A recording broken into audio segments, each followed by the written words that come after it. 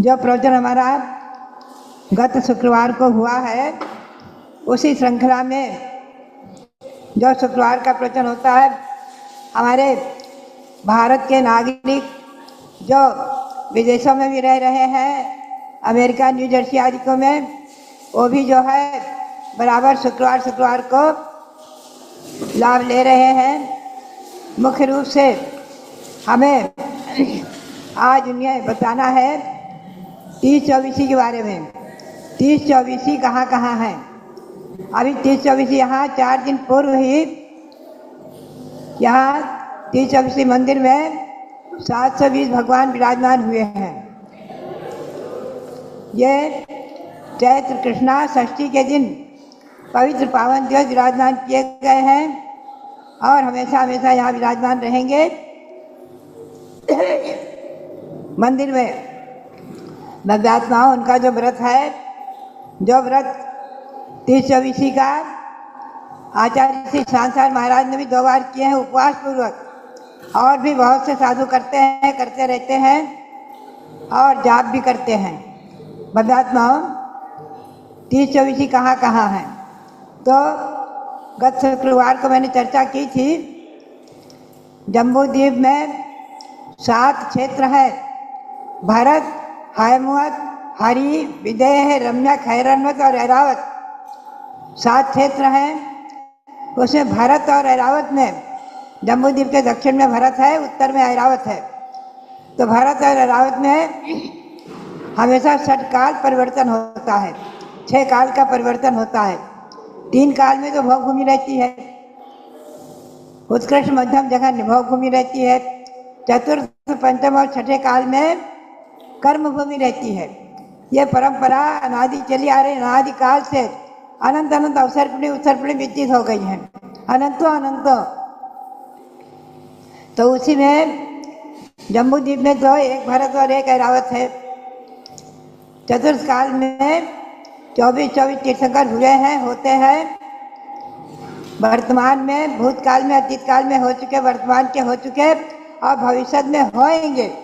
ये त्रिकाल 24 जम्बू द्वीप के भरत क्षेत्र के त्रिकाल 24, आर्यखंड की त्रिकाल 24 और जम्बू द्वीप के ऐरावत क्षेत्र के आर्यखंड की ऐरावत क्षेत्र के आर्यखंड की त्रिकाल 24। ये 6-24 के मंत्र और जाप व्रत तो जान रखो। ये जम्बू द्वीप के 2 भरत हैं, एक भरत एक ऐरावत, 2 क्षेत्र हैं और चतुर्थ काल में तीर्थंकर होते रहे। आज हम आपको ले चलेंगे जम्बू द्वीप को व्यवस्थित करके। जम्बू द्वीप जैन भूगोल के अनुसार जम्बू द्वीप 1 लाख योजन का है, महायोजन। एक योजन में 2000 कोस 4000 मील होती है। ऐसा है, महायोजन से जम्बू द्वीप है।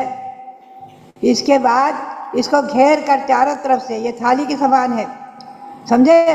ये नारंगी के समान नहीं है, थाली के समान है। थाली के समान है जम्बू द्वीप जैन भूगोल के अनुसार, और इसे घेर कर चारों तरफ से लवण समुद्र है। 2 लाख योजन का है, तो दोनों तरफ से इसका विस्तार हो जाएगा, 5 लाख हो जाएगा। 2 लाख योजन का विस्तृत लवण समुद्र है। उसको घेर करके चारों तरफ से धात्ती खंड है। ध्यान रखें, धात्ती खंड उसका नाम है, द्वितीय द्वीप का नाम है धात्ती खंड। इसमें देवकुरु, उत्तर कुरु में धात्री यानी आंवला का वृक्ष अनादि निधन पृथ्वी का एक है, उसमें मंदिर है। और उत्तर में धात्री वृक्ष, दक्षिण में सालवनी वृक्ष। तो क्या है कि इस धात्री खंड में 2 हिस्से हो गए। दक्षिण में ईश्वाकार 4 लाख योजन का है लंबा, इधर से लवणोदधि को छूता है, उधर से कालोदधि को। और उत्तर में भी ईश्वाकार है जैन भूगोल के अनुसार। तो दक्षिण और उत्तर में ईश्वाकार होने से बराबर लंबे, तो 2 हिस्से हो गए धात्री खंड के, पूर्व धात्री खंड और पश्चिम धात्री खंड। दक्षिण उत्तर में पर्वत होने से 2 हिस्से हो गए, पूर्व धात्विक खंड, पश्चिम धात्विक खंड। पूर्व धात्विक खंड में बीचों बीच में विजय मेरु है। आपके जम्बू द्वीप में, हमारे जम्बू द्वीप में सुदर्शन मेरु है, जिस पर भगवान का जन्माभिषेक होता है, सुदर्शन मेरु की पांडु शिला पर। वहाँ के तीर्थंकरों का विजय मेरु की पांडु शिला पर अभिषेक होता है। तो पूरब में विजय मेरु है और पश्चिम में अचल मेरु है। दो मेरु है, धात्विक खंड में दो मेरु हैं। जम्बू द्वीप में एक मेरु है, धात्विक खंड में दो मेरु हैं। तो पूर्व धात्विक खंड और पश्चिम धात्विक खंड। पूर्व धात्विक खंड में भी 7 क्षेत्र हैं। भरत, हैमवत, हरि, विजय, रम्यक, हैरण्वत, ऐरावत। भरत और ऐरावत में 6 काल 6 काल का परिवर्तन होता है। विजय क्षेत्र में शाश्वत कर्मभूमि है और हैमवत, हरि और उधर 2 पर्वत, 2 क्षेत्र, उनमें भोगभूमि की व्यवस्था है। तो कुल मिलाकर हमें देखना है कि पूर्व धात्विक खंड में विजय मेरु, उसमें भी 7 क्षेत्र हैं। भरत, हैमवत, हरि, विदेह, रम्यक, हैरण्वत, ऐरावत। तो भरत क्षेत्र में षटकाल परिवर्तन और ऐरावत क्षेत्र में षटकाल परिवर्तन। तो चतुर्थ काल में वहाँ भी 24 तीर्थंकर हुए हैं। तो ये 2 24 हो गई। 24 तीर्थंकर, 24 तीर्थंकर त्रिकाल में भरत क्षेत्र में हुए थे, वर्तमान में हो चुके और भविष्य में होंगे। और ऐरावत क्षेत्र में भी, पूर्व धात्विक खंड में ऐरावत क्षेत्र में भी 24 तीर्थंकर हो चुके, वर्तमान के भी हो चुके और भविष्य के होंगे। 6 24 हो गई। 6 जम्बू द्वीप की, 6 ये पूर्व धात्विक खंड की, 12 हो गई। इनमें त्रिकाल 24 के जो है उनके नाम उपलब्ध हैं। अब हम पश्चिम धात्विक खंड में चलेंगे। अचल मेरु बीचों बीच में है। वहाँ भी दक्षिण से शुरू करो तो भरत, हैमवत, हरि, विदेह, रम्यक, हैरण्वत, ऐरावत। वहाँ भी एक भरत और एक ऐरावत है। उसमें भी आर्यखंड में षटकाल परिवर्तन होता है। वो षटकाल परिवर्तन के निमित्त से चतुर्थ काल में वहाँ भी अतीत काल में तीर्थंकर हो चुके 24, वर्तमान में हो चुके, भविष्य में होंगे। तो ये धात्विक खंड की 12, 2 भरत 2 ऐरावत की, इस प्रकार से त्रिकाल 24 जो है, इधर 6 24, उधर 6 24, 12 हो गई। कितनी हो गई? 6 जम्बू द्वीप की, 12 धात्विक खंड की, ये 24 हो गई। अब 18 हो गई। अब हम आपको ले चले आगे। धात्विक खंड को व्यवस्थित करके कालोदधि समुद्र है, 8 लाख योजन ऊंचा, 8 लाख योजन विस्तृत। इसको घेर करके चारों तरफ में पुष्कर द्वीप है। पुष्कर द्वीप, उसका नाम है पुष्कर द्वीप।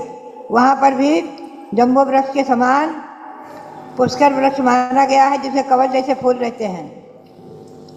पृथ्वी का रत्नमयी है। तो इस पुष्कर द्वीप में क्या है कि बीचों बीच में मानुसोत्तर पर्वत है। बीचों बीच में मानसोत्तर पर्वत होने से इस पुष्कर द्वीप के 2 हिस्से हो गए, आधा इधर का, आधा उधर का। आधा द्वीप हो गया पुष्कर द्वीप। ऐसे 2.5 द्वीप हो गए, एक जम्बू द्वीप, एक धात्विक खंड और आधा पुष्कर द्वीप। 2.5 द्वीप में ही कर्मभूमि है। इसमें भी क्या है कि दक्षिण में ईशाकार पर्वत, उत्तर में ईशाकार पर्वत। तो पुष्कर द्वीप के भी, पुष्करार्ध के भी 2 हिस्से हो गए, पूर्व पुष्करार्ध, पश्चिम पुष्करार्ध, 2 हिस्से हो गए। पूर्व पुष्करार्ध में बीचों बीच में विजय क्षेत्र मंदर मेरु है और पश्चिम पुरस्कार में बीचों बीच में विधायक क्षेत्र के विद्युन्माली मेरू है। 5 मेरू हो गए ना। एक बार एक विद्वान ने कह दिया कि 5 मेरू नंदीश्वर में है। अरे मैंने कहा नंदीश्वर द्वीप तो 8वां है और 5 मेरू 2.5 द्वीप में ही है। 8वें द्वीप में तीर्थंकर भगवान भी नहीं जाते हैं, उनका समूह शरण भी नहीं जाता है, न कोई रिद्धिधारी मुनि जाते हैं। 2.5 द्वीप तक ही मनुष्यों का अस्तित्व है। 2.5 द्वीप तक ही मनुष्यों का अस्तित्व है। तीर्थंकर भगवान भी 2.5 द्वीप तक ही जन्म लेते हैं और 5 मेरुओं पर उनके जन्माभिषेक होते हैं। जम्बू द्वीप के तीर्थंकरों का सुमेरु पर्वत पर, पूर्व धातकी खंड के तीर्थंकरों का विजय मेरु पर, पश्चिम धातकी खंड के तीर्थंकरों का अचल मेरु पर, पूर्व पुष्करार्ध द्वीप का, इसे कहते हैं पुष्करार्ध, आधा हो गया पुष्करार्ध, तो पूर्व पुष्करार्ध में बंदर मेरु है, उस पर जन्माभिषेक होता है भगवंतों का, जो भरत और ऐरावत में जन्म लेते हैं, जो विदेह में जन्म लेते हैं। और पश्चिम पुष्करार्ध में वहाँ पर जन्म लेने वाले तीर्थंकर भरत और ऐरावत के 24 और विजय क्षेत्र में जन्म लेते हैं सिमंदर आदिक। तो 4 तीर्थंकर सिमंदर आदिक तो आज उनके समवसरण है विजय क्षेत्र में जम्बू द्वीप में। 8 समवसरण है धातकी खंड में, पूर्व धातकी खंड में 4, पश्चिम धातकी खंड में 4 और 8 समवसरण है विद्यमान 20 तीर्थंकरों में से। 4 तीर्थंकर आज विद्यमान है पूर्व पुष्करार्ध में विजय क्षेत्र में और पश्चिम पुष्करार्ध के विजय क्षेत्र में 4 तीर्थंकर विद्यमान हैं। तो 20 विद्यमान की जो आप पूजा करते हैं ना, वो 2.5 द्वीप तक ही है। ध्यान रखें, मेरू जो है 2.5 द्वीप तक ही हैं, उन्हीं पर तीर्थंकर भगवंतों के जन्माभिषेक होते हैं पांडुक शिला आदि के ऊपर। ध्यान रखिए 4 शिलाएँ हैं। एक शिला पांडुक शिला भरत क्षेत्र के तीर्थंकर के लिए, एक शिला ऐरावत क्षेत्र के अभिषेक के लिए, एक शिला पूर्व विजय क्षेत्र के तीर्थंकरों के अभिषेक के लिए, एक शिला पश्चिम विजय क्षेत्र के तीर्थंकरों के अभिषेक के लिए। ये 5 शिलाएँ, ये 20 शिला ही हैं। अगर तीर्थंकर एक साथ 170 होते हैं ना, तो ध्यान रखो जन्म नहीं होगा, समवसरण बन सकता है।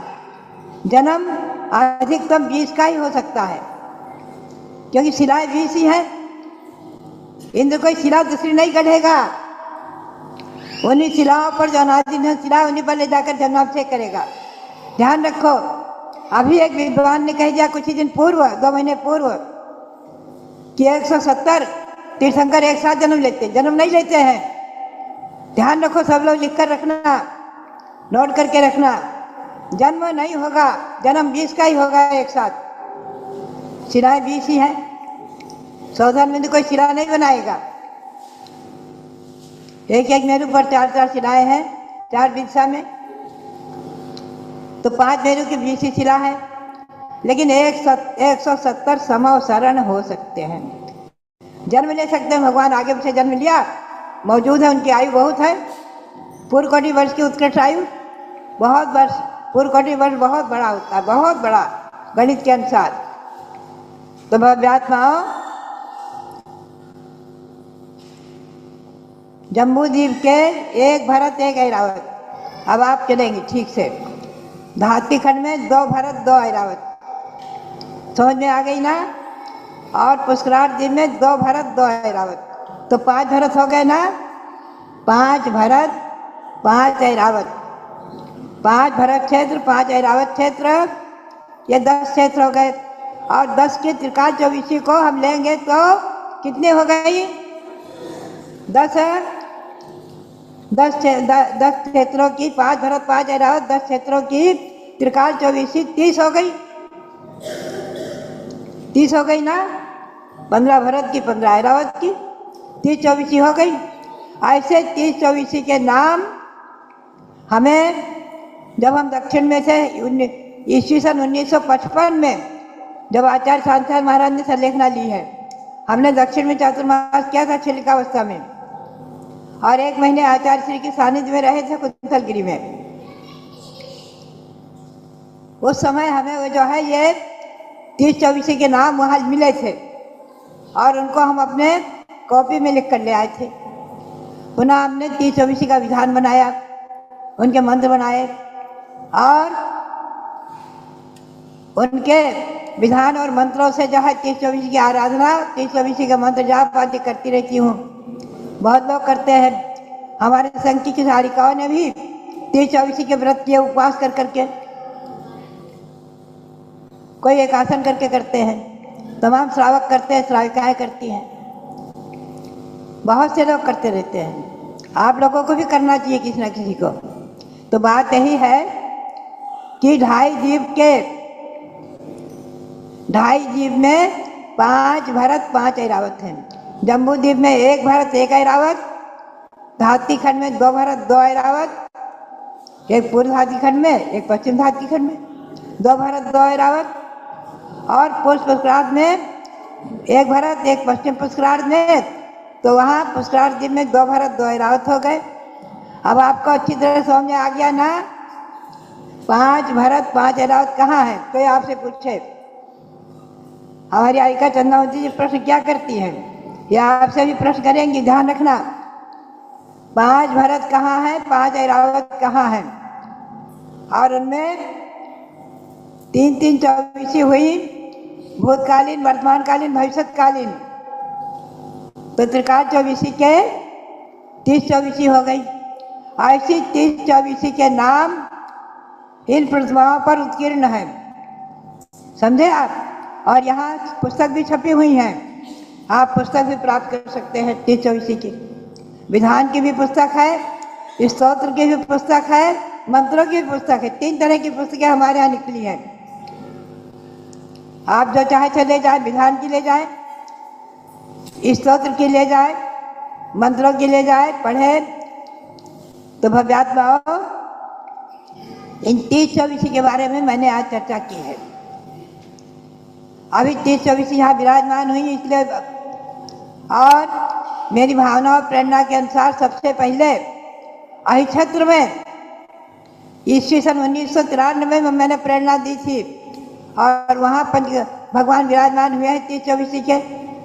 10 कमल बने हैं, जैसे इधर कमल है ना आपके यहाँ सोमेश्वर मंदिर में, पीछे बगल में एक कमल है, उसमें 72 भगवान हैं। ऐसे वहाँ 10 कमल बने हैं, और एक एक कमल पर 3-3 24 विराजमान हैं। एक एक कमल पर 3-3 24 हैं, अतीतकालीन, वर्तमानकालीन, भविष्यकालीन, जैसे यहाँ हैं। ठीक इसी प्रकार के 10 कमल वहाँ बने हैं, मेरी भावना के अनुसार, मेरी प्रेरणा से बने हैं। और हमारे सहयोग में हमारे रविंद्र कीर्ति जी ने, और प्रथम थे छुल्लक हमारे मोती सागर जी, उन लोगों ने आयु क्षेत्र के लिए प्रेरणा दी थी। और उस समय वहाँ के कार्यकर्ता अध्यक्ष मेरठ के थे प्रेमचंद जैन, वो अध्यक्ष थे, उनकी अध्यक्षता में वो कार्यक्रम हुआ था। उन्होंने मूर्तियाँ निर्माण करा करके विराजमान कराई थी। तो भव्यात्माओं, ध्यान रखो, आज हमारे और आपके पुण्य के संयोग से ये 30-24 की रचना, 30-24 के 720 भगवान सम्मेद शिखर में भी हैं। आचार्य श्री विमल साह जी महाराज ने विराजमान किए, और यहाँ अभी विराजमान किए हैं आपने, यहाँ विराजमान हुए हैं 30-24 अयोध्या में, शाश्वत जन्मभूमि अयोध्या में। 5 भरत 5 ऐरावत की त्रिकाल 24। त्रिकाल 24 के बारे में अब आप अच्छी तरह से समझ गए होंगे। तो बात यही है कि हम और आप बहुत भाग्यशाली और पुण्यशाली हैं। तो त्रिकाल 24 में 5 भरत 5 ऐरावत में सबसे पहला भरत हमें और आपको प्राप्त हुआ है। सबसे पहला भरत है जम्बू द्वीप का, उसमें हम और आप इस आर्यखंड में जन्म लेकर के कितने पुण्यशाली हैं। चिंतन करें आप, कितने पुण्यशाली, कितने सौभाग्यशाली हैं। पहले जम्बू द्वीप के प्रथम भरत क्षेत्र के आर्यखंड में भले ही आज पंचम काल हो, साक्षात मोक्ष नहीं है, इसी भाव से मोक्ष नहीं है, लेकिन परंपरा से तो मोक्ष है।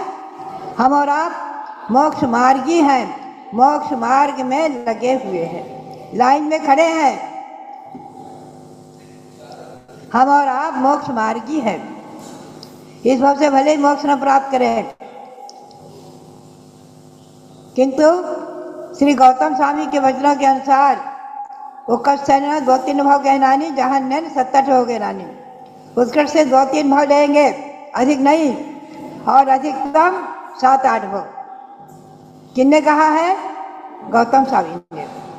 उत्तक उत्कट्ठे न 2-3 भाव कहनानी, जहाँ नैन 67 भाव कहनानी। तदो श्रवणा होन निजंती बुझंती सिद्धंती पर निव्याण यंती। फिर श्रवण होकर मुनि बन करके नियम से मोक्ष प्राप्त करेंगे।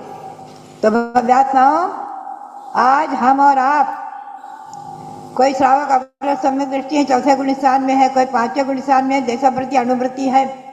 अनुव्रत होते ही 5 गुण स्थान हो गया, ध्यान रखो। अनुव्रत की बहुत बड़ी महिमा है, अनुव्रत की बहुत बड़ी महिमा है।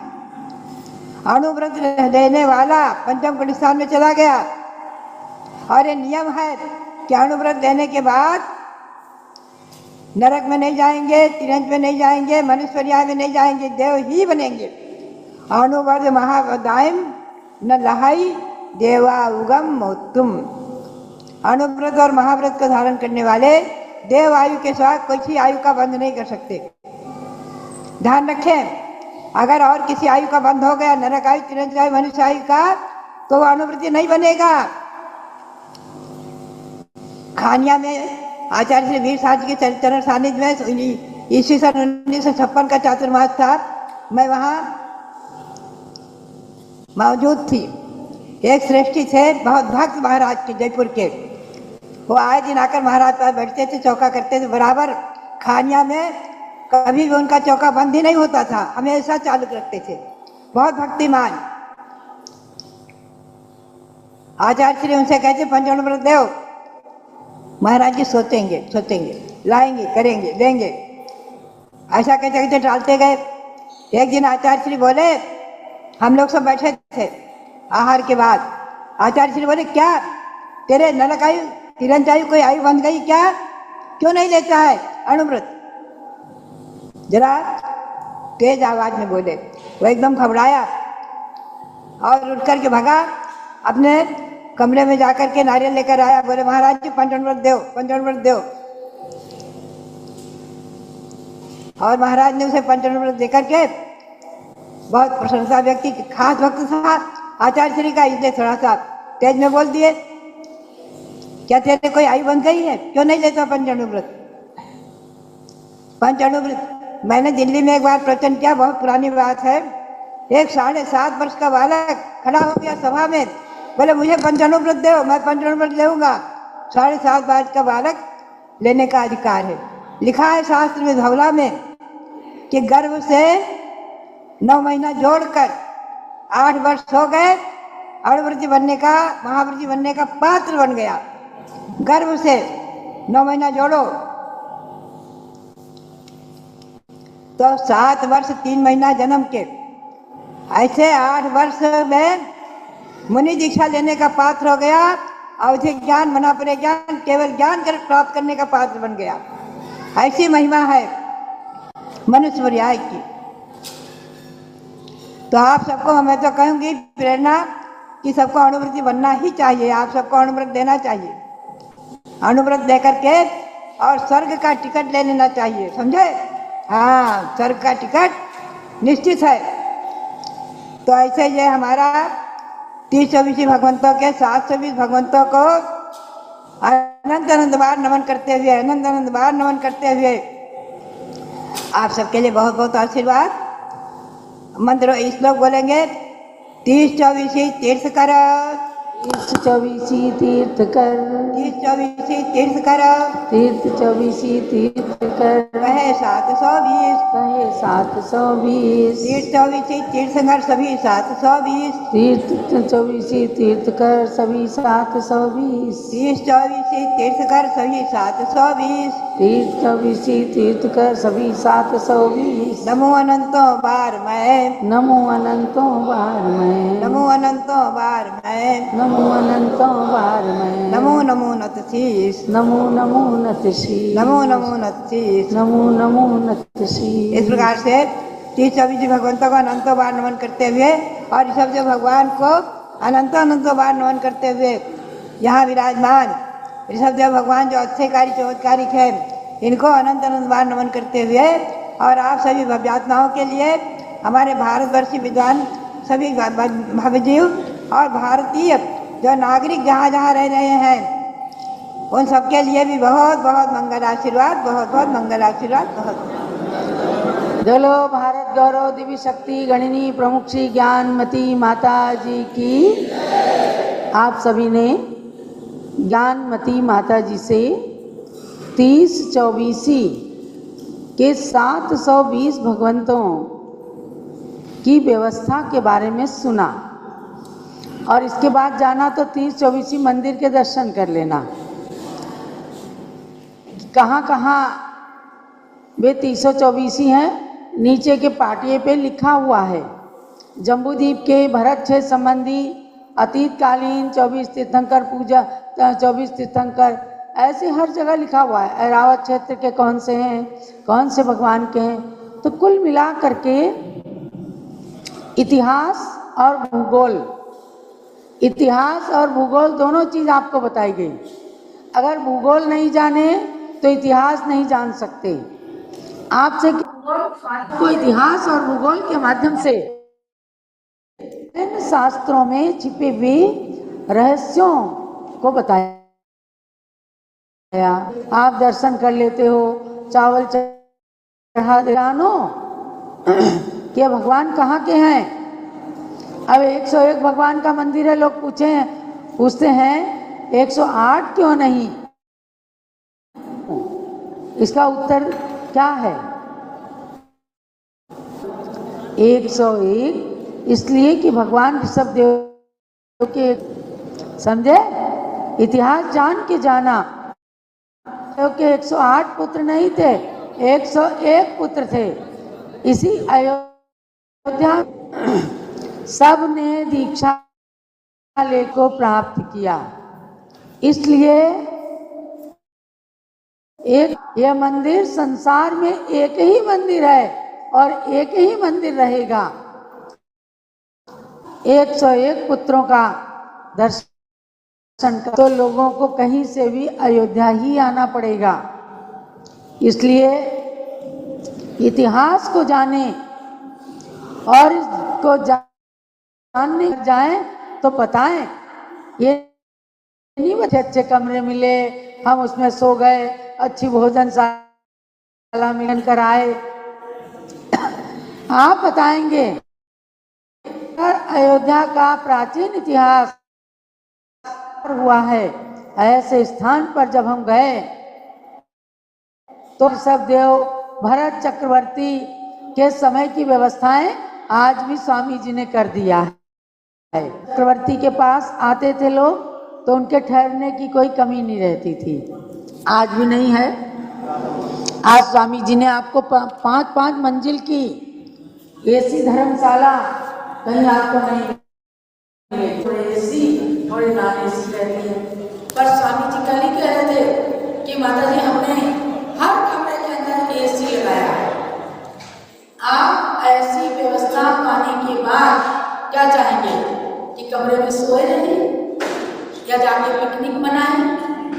नहीं, आप चाहेंगे कि जब इतनी व्यवस्था मिली है तो हम बड़े आराम से तैयार होकर के भगवान का भजन करें, दर्शन करें, मंदिर है उनके दर्शन करें और अपने जन्म को सार्थक करें।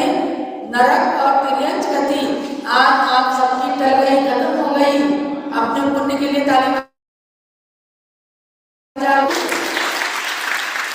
क्योंकि कहा गया है एक बार मंदिर जो कोई दाई नरक बस वर्षगति नहीं हुई, ये केवल अयोध्या और सम्मेद शिखर के लिए 2 ही शाश्वत तीर्थ हैं। ऐसे तीर्थ पर आप आए हैं तो जन्म को सार्थक करना। देवगति का टिकट मिल गया आपको।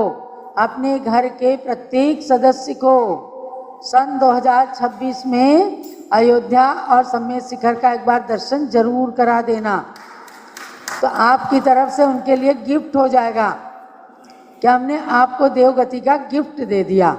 ये यात्रा आप सबके लिए खूब मंगलमय हो। आज जो प्रवचन 30-24 पर हुआ है, ये मुख्य रूप से USA, Canada, New York, new Jersey आदि स्थानों पर बैठे हुए महानुभावों की जिज्ञासा के कारण ज्ञानमती माता जी ऐसे प्रवचन हर थर्सडे को करती हैं। यानी कि थर्सडे की शाम, गुरुवार की शाम है। USA में, अमेरिका के अंदर 12.5 घंटे का अंतर रहता है। हमारे यहाँ फ्राइडे का मॉर्निंग है और वहाँ पर थर्सडे का इवनिंग है, नाइट हो गई है। वहाँ पर नवमी है और नवमी के दिन आप सबके लिए सभी महानुभावों से कहना है कि आज आप भगवान ऋषभ देव का जन्मदिन, जन्म जयंती महोत्सव आप सभी मनाएं। चाहे हमारे नितिन भाई शाह हो, कमलेश जी शाह हो, सनत भाई मीनाक्षी शाह, सभी लोगों ने पूज्य माता का प्रवचन सुना है। तो इस जन्म जयंती को मना करके भगवान महावीर की जन्म जयंती जो 30-31 मार्च को आ रही है, 30 मार्च को जैन पंचांग के अनुसार 30 मार्च को, 30 मार्च को, 30th को भगवान जन्म जयंती महोत्सव आएगा। खूब धूमधाम से मनाइए और इन 18-20 दिनों के अंदर 24 भगवान के गुण कीर्तनों का गान करते रहें। हाँ, प्रतिदिन भगवान ऋषभ देव से महावीर तक 24 कीर्तना, पूजा, संगोष्ठी, प्रश्न मंच और निबंध प्रतियोगिता दोनों को करके जैन संस्कृति की प्राचीनता को बताना है। क्योंकि अब तक केवल उनकी जन्म जयंती लोग मनाते थे, लेकिन हमने देखा अब पूरे देश के अंदर जगह जगह भगवान ऋषभ देव की जन्म जयंती लोग मना रहे हैं। ये सब ज्ञानमती माता के पुरुषार्थ का प्रतिफल है। इन्होंने 20-25 साल से सब लोगों को खूब प्रेरणाएं दी हैं। वही कारण है कि आज ऋषभ देव भगवान से लेकर महावीर तक 24 तीर्थंकर का लोग स्मरण करते हैं। तो सभी के लिए, दूर दराज बैठे हुए, भारत के बाहर बैठे हुए सभी भाई बहनों के लिए बहुत बहुत आशीर्वाद है कि अखिल भारतवर्षीय दिगंबर जैन युवा परिषद के माध्यम से आप सब प्रत्येक थर्सडे की शाम को प्रवचन सुनते हैं, इसको नोट भी करते होंगे। और अयोध्या में आज बैठे हुए सभी महानुभावों ने ज्ञानमती माता का ये मंगल प्रवचन सुना है। सभी के लिए बहुत बहुत मंगल आशीर्वाद है। जय लो ऋषभ देव भगवान की जय। परम पूज्य गणनी प्रमुख कारिका शिरोमणि ज्ञान